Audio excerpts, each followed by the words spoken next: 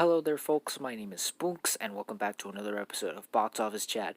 This is the show where I break down the top 5 domestic box office results, see where each movie landed, and how well each movie did. So let's get started. Number 5 was Eternals, making $3 million this weekend, which adds to a domestic total of $161 million and a worldwide total of $395 million. So Eternals continues to hang on in there. I thought for sure last week it would probably die down and lose its steam a bit, but no, it's genuinely impressive how this movie continues to hold strong. It seems that it's starting to pick up the pace a bit, and maybe fans of the MCU are wanting to catch up with it, so they're seeing it now rather than when it originally came out, which is very impressive. I wasn't expecting this at all once again, but I must admit when I'm wrong, and I was wrong, and I'm genuinely impressed with how well this movie is doing as far as right now, as this puts the film just ahead of No Time to Die and A Quiet Place Part Two's domestic totals,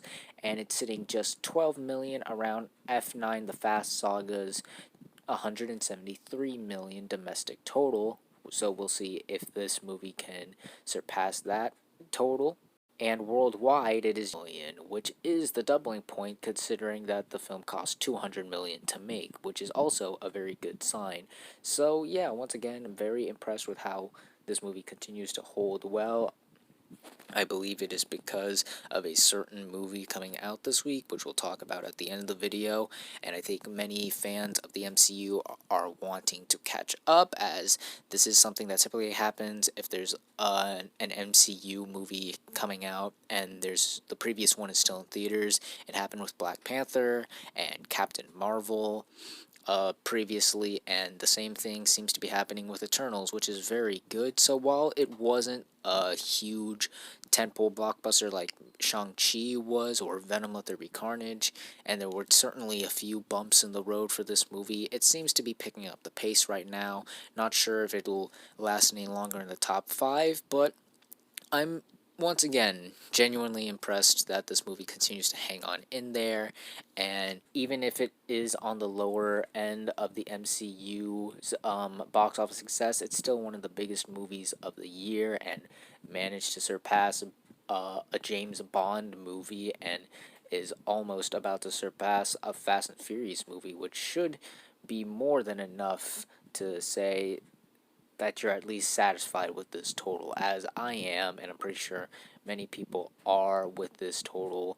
And yeah, this movie is still hanging in there. We'll see if it continues to do so, but right now, it's starting to pick up some pace. Number 4 was House of Gucci, making 4 million this weekend, adding to a domestic total of 41 million and a worldwide total of 93 million. So this movie continues to do better than expected, considering that this movie is geared more towards an older audience and it's rated R. Many of us didn't really know how well this movie was going to do, but it's continuing to do very well. The hold this weekend was actually better than last weekend. It fell 41%, which is a very strong hold.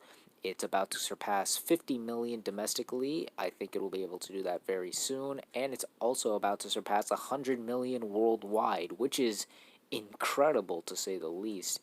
It's even more so incredible that the film was able to surpass its $75 million budget as well.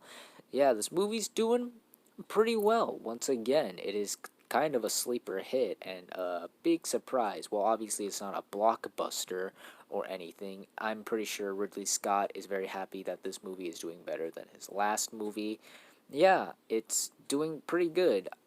There's not much more I can add on to this movie, except for, of course, good job. Number 3 was Ghostbusters Afterlife, making 7 million this weekend, which brings its domestic total to 112 million and its worldwide total to 165 million. So it had a much better hold this weekend than last weekend, falling 31%. It seems that it's about to start picking up some steam again, and because of that, it puts its domestic total just 4 million away from Jungle Cruise's 116 million domestic total, which I think this movie will for sure surpass.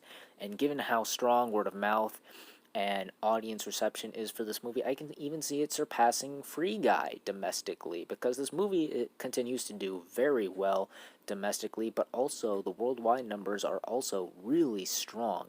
And because of that, I can easily see this movie making 200 million worldwide, which is insane considering the budget is just 75 million, which I'm pretty sure it has already doubled. So once again, Ghostbusters Afterlife continues to kill it at the box office. Word of mouth has been incredibly strong since its first opening weekend, and it's continuing to do very well with each consecutive week. Of course, there was that one bump in the road, but even that, it was able to pick up the pace this weekend. It will be interesting to see how well it does this weekend, as there's a big movie that I think will steal a large portion of this film's audience from. But as far as it is right now, I think this movie is still pretty good for now. It's got a lot of legs. Word of mouth, once again, is very strong, and audiences and critics, for the most part, seem to really enjoy this movie. So, yeah, once again, good job, Ghostbusters. Number 2 was Encanto, making 9 million this weekend, adding to a domestic total of 71 million and a worldwide total of 152 million. So, Encanto has now officially surpassed Space Jam: A New Legacy to become the biggest family film of the post-pandemic, thank God, and is also as well the biggest animated film of the post-pandemic. As mentioned last week, it topped The Croods: A New Age's 58 million domestic total. Worldwide, it still has a long way of going to surpass both those films, but given how well they're doing, I can see it coming close and maybe even surpassing one of the two. But that's going to be further down the line. This movie is still doing incredibly well. It had a spectacular hold, falling just 24%, adding to the case when family films have their foot at the box office, where they can prove that they have strong holds and really excellent word of mouth. And judging from the worldwide numbers, once again, like Ghostbusters Afterlife, I can see this movie crossing 200 million worldwide. Add on to the fact that the film costs around 120 to 150 million dollars, and look where it's at worldwide, 152 million. It has already surpassed that. Good sign of things to come. So yeah, Encanto continues to do very well. I can see it surpassing Cruella's 86 domestic total, and maybe even Halloween Kills' 91 million domestic total. We'll see if it can get to the $100 million mark. I'm not sure yet, as there are a couple things that might affect it further down the line, but we'll get to those when we need to get to those. But right now, Encanto still is doing pretty well for itself. It's the biggest family animated film of the post-pandemic, and I look forward to seeing how much more money it continues to make.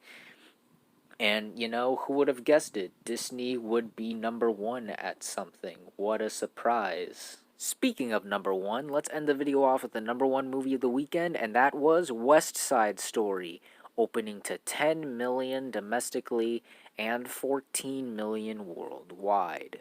So yeah, this is obviously a very weak opening weekend. It came in way below estimates. It had a lower opening weekend than In the Heights, which released this summer, to 11 million in its opening weekend.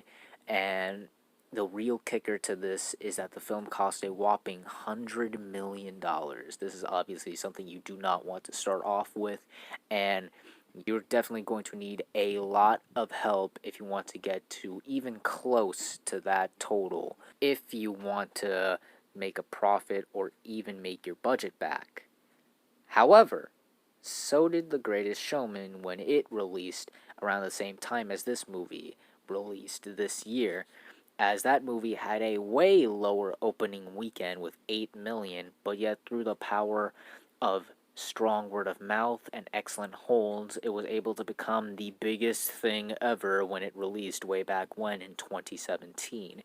And I'm not saying this movie is going to also be able to do that, but given the reception from audiences and how good word of mouth seems to be for the film, it's a possibility I can see it while not doing nearly as well as The Greatest Showman, I can see it being in the same vein as maybe like House of Gucci, where it continues to do well and better than expected.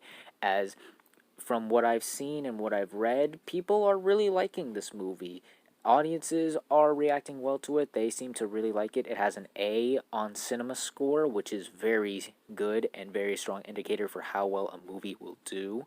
And the holidays are right around the corner, and I think many people will be interested in seeing this movie as a way to um, differentiate themselves from the huge blockbusters coming out around that time. And I think that will definitely help this movie out. I mean, it's also what helped The Greatest Showman as well. So, yeah, I do not think this will be a Dear Evan Hansen, another one of those, because, yeah, obviously. But I do see this movie doing better than what this opening weekend says about its future, given the audience reception and how people are reacting to it right now. I don't think it's going to be as big as The Greatest Showman, and I'm not saying that it will definitely be able to do what I predict it will, but I'm very optimistic for what will become of this movie. But I just still do want to acknowledge that this is still quite a low opening, and it's definitely going to need a lot of help and a lot of boosting in order to become the big musical hit that Disney and Fox really want this movie to become. But I'm not gonna let hope die down just yet. And those were the top 5 domestic box office results for this weekend, but we're not quite done yet as we've got another week ahead of us and new movies hitting theaters this weekend. And we have one major new release. I know Nightmare Alley is also hitting theaters this weekend, but due to the little advertising and outside of the very positive reviews I've seen for the film, I don't think the film's gonna really do all that well. The buzz isn't just there for me. I don't hear a lot of people talking about it or are all that excited about it from my experience talking with others. So let's just jump right into the big movie of the weekend, and that is Spider Man No Way Home. Without a doubt, the biggest movie of the year. I haven't seen a movie with this much excitement and anticipation for it since probably Star Wars The Rise of Skywalker back in 2019. This is easily the most talked about movie of the year. Everyone was talking about this movie for months on end ever since the title was revealed earlier this year. Man, it feels like it was revealed a longer time ago. Man, this year went by really fast. And that continued when the trailers start coming up and more footage was revealed. I haven't seen a movie this hyped in a while. They honestly didn't even need to advertise this movie. They just needed to like put out a couple trailers, and that would have satisfied everyone, as everyone has been talking about this every day. Once again, since the very first title was revealed way back when, this movie is going to be huge. Ticket sites crashed at the first couple of hours when tickets went on sale, and they've been selling out so much that some theaters around me are showing it at 1 in the morning. I don't know why they are doing that. They are crazy, in my opinion, but hey, people are still going to see it regardless. This is going to be a smash hit. I think it's definitely going to surpass Venom Let There Be Carnage's 90 million opening weekend to have the biggest opening weekend of the post-pandemic and the biggest opening weekend we have seen since Rise of Skywalker. All around, I think this movie is going to just be a spectacular hit, no pun intended, but we will truly see how well this movie does, as well as the rest of the movies that land in the top 5 on the next Box Office Chat. And that's going to do it for this week's episode of Box Office Chat. What did you guys think of the results? Were you satisfied, unsatisfied? Comment down below and let me know. If you like this video, hit the like button. If you like this channel, hit that subscribe button. Follow me on all those social media links right there. And until next time, guys, stay sharp.